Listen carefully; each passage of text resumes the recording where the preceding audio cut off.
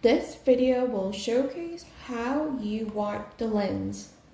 So every time you use for the different clients, this button cradle will automatically sterilize.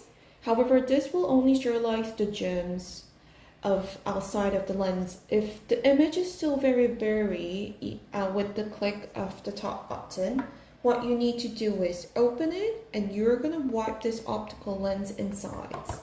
Try to find the sharp stick that's around you, and this wiping cloth is included inside of your initial package box.